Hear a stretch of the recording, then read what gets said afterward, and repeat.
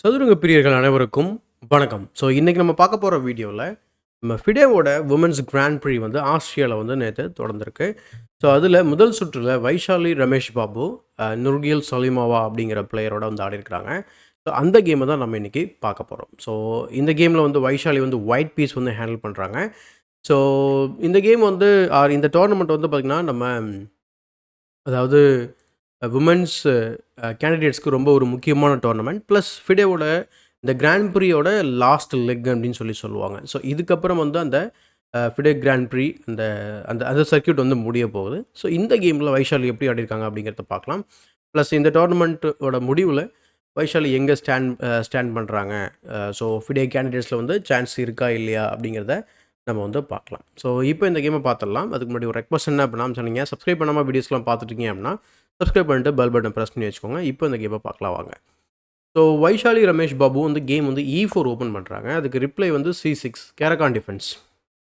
அதுக்கு வந்து D4 பார்க்குறோம். பின் அதுக்கப்புறம் D5. ஸோ D5க்கு அவங்க வந்து இங்கே E5 வந்து அட்வான்ஸ் பண்ணுறாங்க. ஸோ இப்போதைக்கு மெயின் லைன் வந்து இந்த அட்வான்ஸ் வேரியேஷன் தான் மெயின் லைன்.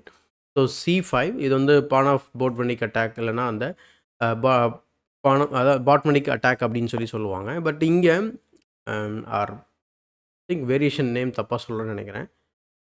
ஓகே, பாட்மனிக் கால்ஸ் டிஃபென்ஸ். இது ஆக்சுவலாக பான் ஆஃப் பாட்மனிக் அட்டாக் அப்படிங்கிறது C4 இயர்லியராக அட்வான்ஸ் பண்ணுறது. அது இந்த வேரியேஷன் கிடையாது, சாரி. ஸோ C3க்கு அப்புறம் நைட் C6 டெவலப் பண்ணுறாங்க. இங்கே ப்ரெஷர் பில்டப் ஆகுது. பிஷப் டு B5 அண்ட் இங்கேவே வந்து பார்த்திங்கன்னா இந்த பிஷப் B5 வந்து ரேர் கண்டினியூஷன் அப்படின்னு சொல்லலாம். ஸோ C takes D4 விளையாடுனதுக்கப்புறம், ஏன்னா இந்த பொசிஷனில் வந்து சப்போஸ் நீங்கள் கேஷுவலாக டெவலப் பண்ணுறீங்க, லெட்ஸே நீங்கள் பிஷப்பை டெவலப் பண்ணுறீங்க அப்படின்னு சொன்னால் தென் D takes C5 ரொம்ப ஸ்ட்ராங்கான மூவ். ஏன் அப்படின்னா E6க்கு அப்புறம் இந்த பானை ரெக்கவர் பண்ணுறது கொஞ்சம் கஷ்டமாக இருக்கும். நம்ம B4 நம்மளால் கம்ஃபர்டபுளாக விளையாட முடியும். ஏன் அப்படின்னா நமக்கு வந்து இங்கே இந்த இந்த இந்த பான் வந்து பெரிய இஷ்யூ வந்து நமக்கு க்ரியேட் பண்ண போகிறது கிடையாது. ஸோ ஸோ ஏன்னா இந்த பானை வந்து நம்ம ரிப்ளேஸ் பண்ண போகிறோம். There is no pin. So அந்த காரணத்தினால தான் கேமில் வந்து அவங்க இம்மீடியட்டாக கேப்சர் பண்ணிடுறாங்க.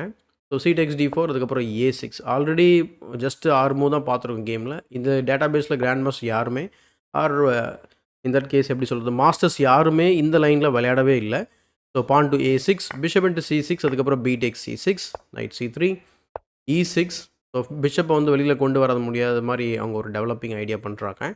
பட் ஓகே, அவங்க எப்போ வேணாலும் இந்த பானை புஷ் பண்ணிவிட்டு இப்படி பிஷப்பை போடலாம். பிஷப் பேர் இருக்குது பிளாக் ஆக்சுவலாக.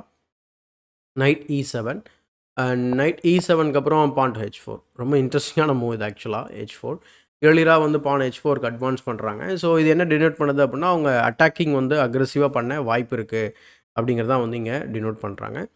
அதுக்கப்புறம் பான் டு A5. ஸோ பிஷப்பை டெவலப் பண்ணுறதுக்கு ஒரு ஐடியா.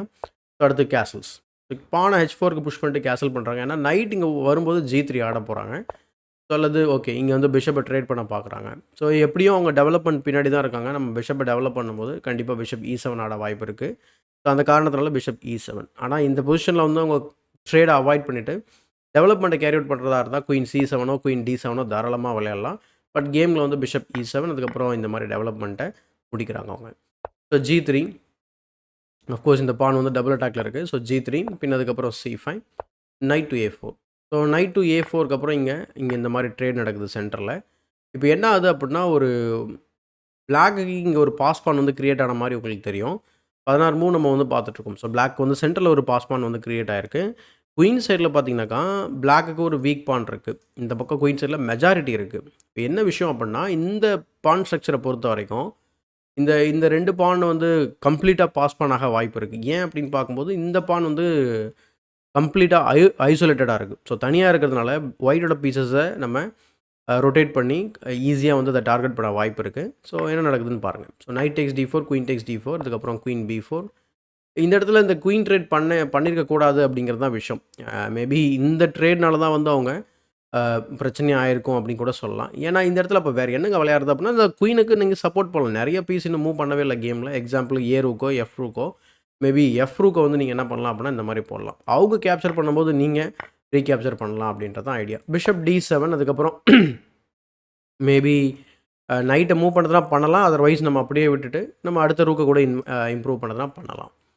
பட் கேமில் என்ன ஆகுது அப்படின்னா அவங்க கேப்சர் பண்ணுறதுனால இந்த ஃபைல் வந்து ஓப்பன் ஆகுது. ஆனால் ஃபைல் ஓப்பன் ஆனா மட்டும் அதில என்ன பிரச்சனை அப்டின்னா, இங்க நம்ம வந்து பி3 ஆட வேண்டிய அவசியம் இல்ல. ஏன்னா பிஷப் டி7 ரொம்ப ஸ்ட்ராங்கா இருக்கும். ஸோ, அதனால நைட்ட வந்து அவங்க என்ன பண்றாங்க அப்டின்னா, சி5 கொண்டு போயிடுறாங்க. ஸோ, நைட் சி5 போனதுக்கப்புறம் பிஷப் டி7. இப்போ வரைக்குமே பொசிஷன் வந்து ஈக்குவலா தான் இருக்கு. அ இந்த இந்த ஒரு பான் இல்லாம இந்த பொசிஷன இமேஜின் பண்ணி பாருங்களேன். ஸோ, என்ன ஆகும் அப்டின்றது தான் இப்போ பிரச்சனை. நெறைய பொசிஷன்ஸ்ல நம்ம வந்து பான வந்து ட்ரேட் பண்ணும்போது, பான் ஸ்ட்ரக்சர் வந்து சேஞ்ச் ஆகும் அப்டிங்கும்போது, நம்ம பீசஸ் இல்லாம நம்ம விசுவலைசேஷன் பண்ணிட்டு, அந்த பொசிஷன் வந்து யாருக்கு ஃபேவரா இருக்கும்? Pieces sorry. பீசஸ் இல்லாம நம்ம பண்ணக்கூடிய இந்த ட்ரேட் ஆர் பீசஸ் இல்லாம வரக்கூடிய இந்த கிங் அண்ட் பான் என்கேமோ, இல்ல வந்து ஒரு சின்ன ஒரு மைனர் பீஸ் என்கேமோ பிளஸ் பான்ஸ். அது யாருக்கு ஃபேவரபுளா இருக்கும் அப்படிங்கிறத நீங்க மனசுல வச்சு நீங்க பான் ட்ரேட் பண்ணனாலோ, இல்ல பான் ஸ்ட்ரக்சர சேஞ்ச் பண்ண நினைச்சாலோ, உங்களுடைய எண்ட் கேம் அண்டர்ஸ்டாண்டிங் ரொம்ப பெட்டரா இருக்கும். உங்களோட டெசிஷன் ரொம்ப ரொம்ப பெட்டரா இருக்கும். ஏன் அப்படின்னா, நான் சொன்னேன் இந்த பான இல்லாம இமேஜின் பண்ணுங்க அப்படின்னு சொல்லிட்டு. அப்படி இருக்கும்போது இந்த 2 பான் வந்து கனெக்டடா வந்து அவுட் சைட்ல இருக்கிறது ரொம்ப ஸ்ட்ராங்கான ஒரு என்ன சொல்றது? பாஸ் பானா இருக்கும். பிளஸ் உங்களால வந்து அத தடுக்கிறது ரொம்ப கஷ்டமா இருக்கும். ஸோ இந்த மாதிரி விஷயத்துல தான் நெறைய பேர் தப்பு பண்ணுவாங்க. பிளாக் எப்படி ஹேண்டில் பண்றாங்கன்றத பார்க்கலாம். ஸோ ரூக் எஃப் டி1, கிங் இ7 கேஸ்லிங் பண்ணாமலே ரூக்க வந்து கனெக்ட் பண்றாங்க. ஸோ ரூக் டு டி4. இந்த பான வந்து நம்ம சொல்லியிருந்தோம் வீக் பான்னு சொல்லிட்டு உடனே அத டார்கெட் பண்ண ஆரம்பிக்கிறாங்க. பி3. பி3 தவிர்த்து நம்ம இந்த ரூக்க யூஸ் பண்ணவே இல்ல. நம்ம யூஸ் பண்ணலாமா? அப்படி பார்த்தோம்னா, இப்ப பி3 நம்ம விளையாட முடியும். ஏன்னா இந்த பானுக்கு பிரச்சனை கிடையாது. ஏன்னா இப்போதைக்கு ரூக் இருக்கு. எக்ஸாம்பிளுக்கு கேம் எப்படி கன்டின்யூ ஆகலாம் அப்படின்னா, பிஷப் இ8 போகலாம். நைட் டு டி3 போயிட்டு உடனே அந்த டார்கெட்ட ஐ மீன் அந்த பான வந்து சேஸ் பண்ணலாம். அல்லது அவங்க வந்து இந்த பானுக்கு 2வது டிஃபெண்டர் ஆட் பண்ண நெனச்சாங்க அப்படின்னா, ஆக்சுவலா அந்த பான காப்பாத்த முடியாது. அப்படி நெனச்சாங்க அப்படின்னா, நைட் டு டி3 போனதுக்கப்புறம் ரூக் ஏ பி5 அண்ட் தென் நம்ம வந்து அ பிளாக் வந்து கம்ப்ளீட்டான ஒரு டிஃபென்சிவ்ல போட்டுட்டு நம்ம வேற ஏதாவது டார்கெட்டோ, இல்ல வேற ஏதாவது வீக்னஸ் வந்து கிங் சைட்ல கிரியேட் பண்ணலாம். அண்ட் இந்த கேம்ல இன்னொரு முக்கியமான விஷயம் நான் நோட் பண்ண விஷயம் என்ன அப்படின்னா, ஆல்ரெடி பார்த்தீங்கன்னா, இந்த பிளாக்கோட பான்ஸ் ஐ மீன் ஒயிட்டோட பான்ஸ் எல்லாம் டார்க் ஸ்கொயர்ல ஃபிக்ஸ் ஆயிருக்கு. அண்ட் பிளாக் கிட்ட வந்து பார்த்தீங்கன்னாக்கா, லைட் ஸ்கொயர் பிஷப் இருக்கு. இன்னும் ஒரு பான் மட்டும் தான் இருக்கு லைட் ஸ்கொயர்ல. அதுவும் வந்து பார்த்தீங்கன்னா, கனெக்டடா இருக்கும் அப்படிங்கிறதுனால ஃபியூச்சர்ல அந்த பிஷப்னால பெருசா த்ரெட் கிரியேட் பண்ண முடியும். ஸோ, பேசிக்கா இந்த நைட் வந்து பார்த்தீங்கன்னா, சுப்பீரியர் டூ த பிஷப். இந்த பிஷப்க்கு ஆக்சுவலா ஸ்கோப்லெஸ் அப்படின்னு தான் சொல்லணும். எஸ்பெஷலி இந்த டயகனல் ஓப்பன் பண்ணாத போது ஸ்கோப்லெஸ் பிஷப். ஸோ, பி3, ஏ3 அண்ட் இந்த பானை இங்கே ஃபிக்ஸ் பண்ணிட்டாங்க. ஸோ, இந்த பக்கம் புஷ் பண்ணிட்டு நம்ம டிஃபெண்ட் பண்ணலாம்னு நினைக்கிறாங்க. ஆக்சுவலா அத டிஃபெண்ட் பண்ண முடியாது. ஸோ, இந்த பொசிஷன்ல வந்து இன்னொரு விஷயம் என்ன அப்படின்னா, நைட் எக்ஸ் பி3 ஆடலாமா அப்படின்னா, உங்களுக்கு பிரச்சனை என்ன அப்படின்னா, எப்படி பார்த்தாலும் உங்களுக்கு வந்து அந்த பானை வந்து அவங்களால எடுக்க முடியும். அல்லது நீங்க ரொம்ப இன்ஆக்டிவா விளையாடுற மாரி இருக்கும். பாசிவான ஒரு பொசிஷன் கிடைக்கும் ஒயிட்டுக்கு. ஸோ, ஏ3 எப்படி ஏ3 ஆடுனா இந்த பானை ரவுண்ட் அவுட் பண்ணிடலாம் அப்படின்றது தான் ஐடியா. ரூக் ஹெச் பி8 பின்ன அதுக்கப்புறம் ரூக் சி1, பி5, நைட் டு டி3, ரூக் பி8. ஸோ, பின்னாடி போயிடுறாங்க. அப்போ இது இதில வந்திருக்கவே தேவையில்ல அப்படின்ற மாரி உங்களுக்கு தோணும். ஸோ, ரூக் பி8 அடுத்து ரூக் சி3. ஸோ, இந்த பானுக்கு பிரஷர் வரத உங்களால பார்க்க முடியும். ஸோ, ரூக் ஏ7 மேபி ரூக் பி7 ப்ரிப்பேர் பண்றாங்கன்னு நினைக்கிறேன். எஃப்4 எஃப்4க்கு அப்புறம் கிங் டு டி8. ஏன்னா இந்த பக்கம் இருக்கக்கூடிய ஒரே வீக்னஸ் இந்த பான் மட்டும் தான். நைட்ட மூவ் பண்ணணும். அப்படின்னா கூட ஒண்ணும் பிரச்சனை இல்ல. எஃப்6 வரும்போது நம்ம பானால பான் தான் வந்து சேலஞ்ச் பண்ணுது கேப்சர் பண்ணிடலாம். ஸோ, கிங் எஃப்2 பின்ன அதுக்கப்புறம் ரூக் சி7, rook takes rooks, king takes rook and இந்த இடத்துலயே வந்து பார்த்தீங்கன்னா, பார் வந்து மேலே போறத உங்களால பார்க்க முடியும். காரணம் என்ன அப்படின்னா, இது வந்து லூசிங் பொசிஷன். இந்த பான காப்பாத்த முடியாது. பிளஸ் 1 பேர் ஆஃப் ரூக்கும் ட்ரேட் ஆயிடுச்சு. உங்களுக்கு டிஃபெண்ட் பண்றதுக்கு ஒரு ஃபோர்ஸ் குறைஞ்சுக்கிட்டே போகுது அப்படின்றது தான். ரூக் பி6, நைட் டு சி5 விளையாடலாம். பட் ரூக் டு பி4 ரொம்ப நீட்டான ஒரு move. So, just forcing the exchange and இங்க வந்து எஃப்6 விளையாடுறாங்க. ஸோ, இது வந்து பார்த்தீங்கன்னா, டக்குன்னு மேல பார் இன்னும் ஃபர்தரா வந்து அட்வான்ஸ் ஆகுறத பார்த்துருப்பீங்க. அண்ட் அதுக்கு பதிலா வந்து வேற என்னங்க விளையாடுறது அப்படின்னா, நம்ம ட்ரேட் பண்ணாலுமே வந்து பார்த்தீங்கன்னா, ஒயிட் வந்து என்ன பண்ண போறாங்க, ஈஸியா வந்து இந்த பான ரவுண்ட் அப் தான் பண்ண போறாங்க. த்ரெட்னிங் 4 நீங்க பிஷப் வச்சு கார்ட் பண்றீங்க அப்படின்னா, திரும்பவும் பிஷப்ப ட்ரேட் பண்ணலாம். அல்லது நம்ம என்ன பண்ண முடியும் அப்படின்னா, எஃப்5 போட்டு உங்க ஸ்ட்ரக்சர உடைக்க முடியும். இப்ப நீங்க வெட்டல அப்படின்னா, நம்ம நெக்ஸ்ட் வெட்டிட்டு நைட் இன்டு இ6 அடிச்சுட்டு, அடுத்து இந்த பான டார்கெட் பண்ண போறோம். ஆக மொத்தத்தில இந்த பக்கம் நீங்க வந்தீங்கன்னா, இந்த பக்கம் பாஸ் பான் கிரியேட் பண்ணிடலாம். உங்க பிஷப் வந்து பார்த்தீங்கன்னா, ஆல்மோஸ்ட் யூஸ்லெஸ் பீஸா மாறிடுது இந்த பொசிஷன்ல. ஸோ, அவங்க எஃப்6 இப்பவே ட்ரை பண்றாங்க. ஸோ, கிங்க சென்ட்ரலைஸ் பண்ணதுக்கப்புறம் ரூக் சி6 அதுக்கப்புறம் நைட் சி5. கிங் வந்து பிஷப் வந்து சி8 போட்டதுக்கப்புறம் சிம்பிளா அந்த பான வெட்டிடுறாங்க. இப்போ ஒரு பான் தான் அப்பு. ஆனா வந்து இது லூசிங் பொசிஷன். காரணம் என்ன அப்படின்னா, பிளாக்குக்கு கவுண்டர் பிளே கிடையாது. சென்டர உடைக்க முடியல. பிஷப் வந்து யூஸ்லெஸ்ஸா இருக்கு. So, almost dead position for black. Bishop ஏ6 ட்ரை பண்றாங்க. அதுக்கப்புறம் ரூக் சி3. இன்ஃபாக்ட் இந்த பொசிஷன்ல வந்து இத கேப்சர் பண்ணலாமா அப்படின்னா, தாராளமா கேப்சர் பண்ணலாம். இதில என்னன்னா ரூக் வெர்சஸ் ரூக்குன்றதுனால கொஞ்சம் டிலே பண்ண வாய்ப்பு இருக்கு. அதனால ரூக்க ட்ரேட் பண்றதுக்கு தயாராகுறாங்க. ஒரு டிஸ்கவரி செட்டப் பண்றதுக்கு. ரூக் C3க்கு அப்புறம் king D8 and then knight A4. Knight A4க்கு அப்புறம் அவங்க வந்து ரிசைன் பண்ணிடுறாங்க ஆக்சுவலா 35வது மூவ்ல. ஏன் ரிசைன் பண்ணணும் அப்படின்னா, ரொம்ப சிம்பிளான ரீசன் தான். எக்ஸாம்பிளுக்கு நீங்க ரூக் ட்ரேட் அவாய்ட் பண்ணணும்னு நினைச்சீங்க அப்படின்னா, அவாய்ட் பண்ண முடியாது பேசிக்கா. ஸோ ரூக்க வந்து C8ல தான் போட முடியும். அல்லது நீங்க வேலிடா கேப்சர் பண்ணணும். நான் என்ன நினச்சேன், ஓகே C8ல போட்டு நம்ம கொஞ்சம் டிலே பண்ணலாம். அப்போ என்ன ஆகுமா அப்படின்னா, ட்ரேட் பண்ணிட்டு நம்ம இந்த மாரி நைட்ட சென்ட்ரலைஸ் பண்ண முடியும். பான அட்வான்ஸ் பண்ணலாம். இன்னொரு வேரியேஷன் வந்து பார்த்தீங்கன்னாக்கா, இன்னொன்னு ரூக்க நம்மளே ட்ரேட் பண்றது.